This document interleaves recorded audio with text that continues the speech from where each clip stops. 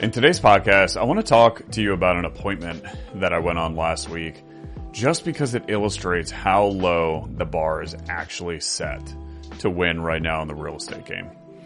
And it's great for me, and I hope it encourages you just to try and to continue to get better, because you too can win, and especially if you're willing to put in some work, you can do some pretty cool things in this game right now because of how unfortunately low the bar is set. Who am I? My name is Ryan Rice. I am a full-time real estate investor. My business will do 7 figures this year, and I share as much as I can with the hopes that it makes you some more money in your real estate business. So this appointment, I actually set this appointment up for last week, and I do this thing in my business. When an appointment is set, we call the prospect to confirm the appointment. So that morning, I called the prospect to confirm that everything was going to be fine. And he said it was, right? Him and his wife could still be there. But I reconfirmed that him and his wife were ready to make a decision. And I did this by simply restating, like, hey, here's how it's going to work. And then, I hope I'm not rushing you guys. Is it going to be too quick to make a decision?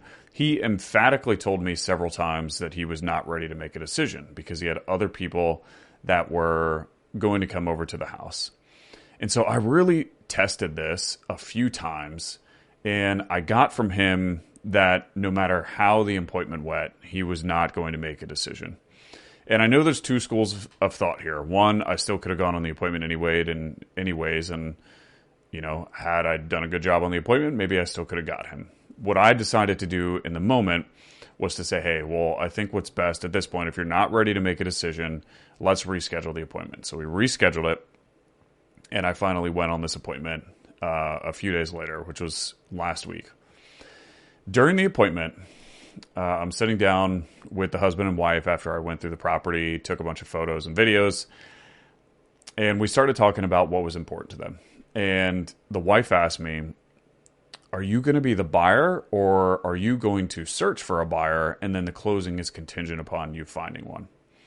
And again, the context, they had already talked to several different people that had come over to the house.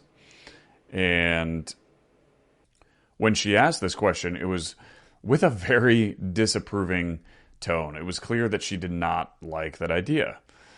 And so I explained to her, well, I've done both, and there are pros and cons to both, and there are actually some decent pros to, finding a third-party buyer. But I asked, I'm sure you're asking for a reason. Do you have a preference?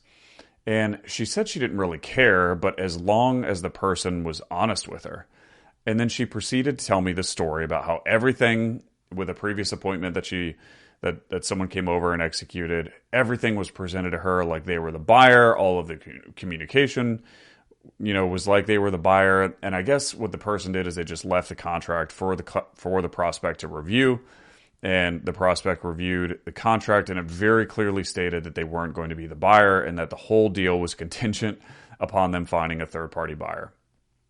And so essentially, they completely misunderstood the intent. The person was communicating to them, and again, this is in their perception, that they were going to buy the house, and then the contract said something completely different.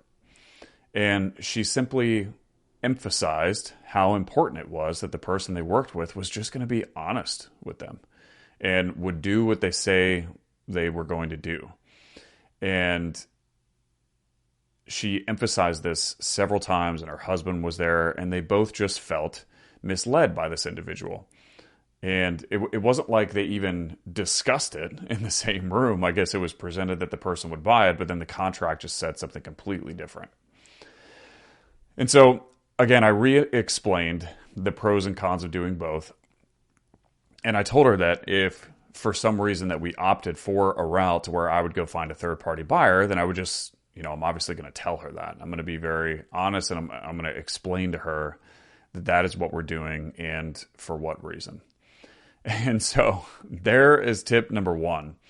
And, imagine this. It's really, really tricky. This might be really difficult for you all, but just tell the damn truth, right? Say what you're actually going to do. Don't lie to the prospect. Be honest and tell them exactly what is going on. And it's mind-boggling to me that this is a tip. Just to be honest. It's mind-boggling to me that I have to say this on a podcast episode. Just be honest. The bar is so incredibly low right now, and to win deals, imagine that. You just have to do what you say you're going to do, and you have to be honest and transparent with the prospect. And so then she asked, and it gets really good here, are you charging me a fee if I sign with you? And I got really confused. I didn't understand what she meant at first. And so I wanted to reconfirm. And so I said, wait, do you mean like, am I going to charge, like, are you going to pay something before we close? Is that what you're asking? And she says, yes, that's what I'm asking. And I, very confused, said, no, I don't charge a fee. And I said, in fact, I am putting a deposit down in good faith so that if I default on my end of the agreement, you guys get paid. You guys get to keep that deposit. And she sighed very deeply and said, wow, that's very refreshing. The company that we just got dealing with, that we just got done dealing with, they came over and they wanted us to pay them a fee to work with them. Guys, I'm telling you, the bar is so low. Now, in the company's defense, I'm sure they have a good reason for this, right? And good reason in quotations. Maybe the company, for example, is struggling with a fallout rate problem, and so they implemented this to prevent fallout. And I would be virtually certain that the person probably discussed with the prospect, or at least I hope that they would get that money back, and it probably says that in the contract, and they would get reimbursed at closing. But maybe they're, implementing that strategy to prevent fallout. But here's the thing. If you have a fallout problem with your contracts, then you have other problems in your business, and you need to fix those. You don't slap a Band-Aid and charge a prospect a fee so that they get more committed to you. And while I bet that charging your prospects money up front may actually solve the problem in some of those cases, because maybe people are then going to be incentivized to follow through and actually ensure that they close a deal, but it's going to prevent clients like the one that I met with from wanting to work with you in the first place. So it is absolutely mind-boggling to me that all I have to do to win deals is to not ask my prospect whose home I want to buy to pay me money. And so there you go. Tip number 2, don't charge the people who you're buying the house from money to go into a contract with you to buy their house. I'm telling you guys, the bar is incredibly low. And so then she asked, well, when could you close? And I explained to her, I said, well, really, we could close whenever you want. And, to be frank, we get some really positive feedback about that because I can be flexible. I would say on average, we close between 21 and 30 days. Some of that might depend on title and when we get payoffs. I've closed as quickly as 7 before. But really, you tell me when you want to close and we can make that happen. And so her and her husband had just got done sharing with me that they're in the process of finding a place, and the husband is working overnight, and he's been going on tons of apartment complex appointments to try and get an apartment. And so I told them, I said, well, yeah, what we could do in this case is tentatively schedule something. When would you feel comfortable doing a tentative date? They gave me one. I said, yeah, so we tentatively schedule that date. And then if you need an adjustment, you just communicate to me a couple weeks in advance, 2 to 3 weeks in advance. And, if you communicate to me with plenty of advance notice, it's likely I could close sooner. And then if something happens by that, if we're 2 to 3 weeks before that date and you still haven't found something, then we're going to be in constant communication. You tell me that, and we could extend. And she said, okay, great, because this other company, they were talking about they need 60 plus days because they're not going to be the one to buy it. And we hope to be out of here by X date.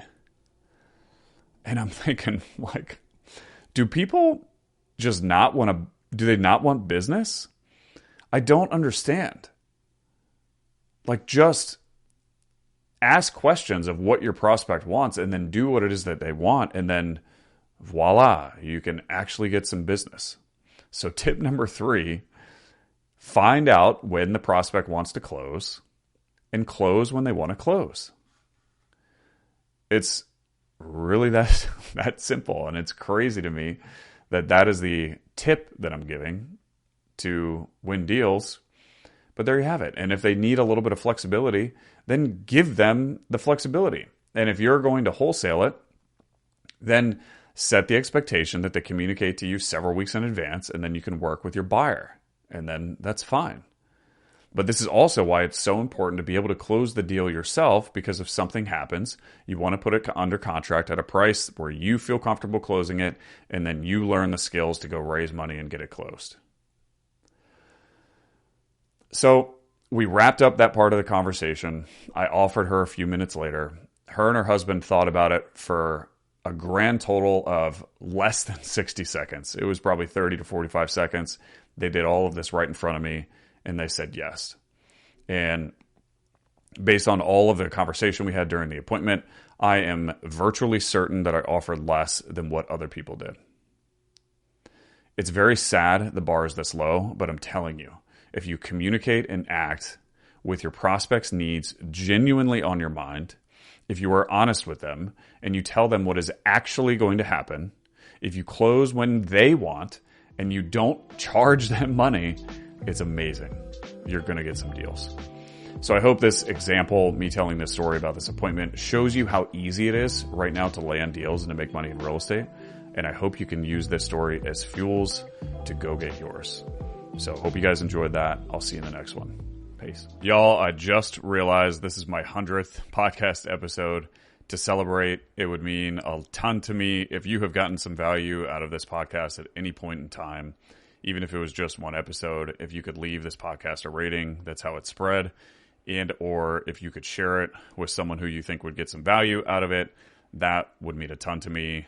I make these to try and make the real estate world a better place. And I think one way that I can do that is by reaching more people. So I appreciate you guys. If you have been following this journey and listening to the 100 episodes, know that I love you more than ever. And I am very grateful for your audience. And I will continue to work to bring value to you with the hopes that it makes you some more money. So I appreciate you guys, and I'll see you soon.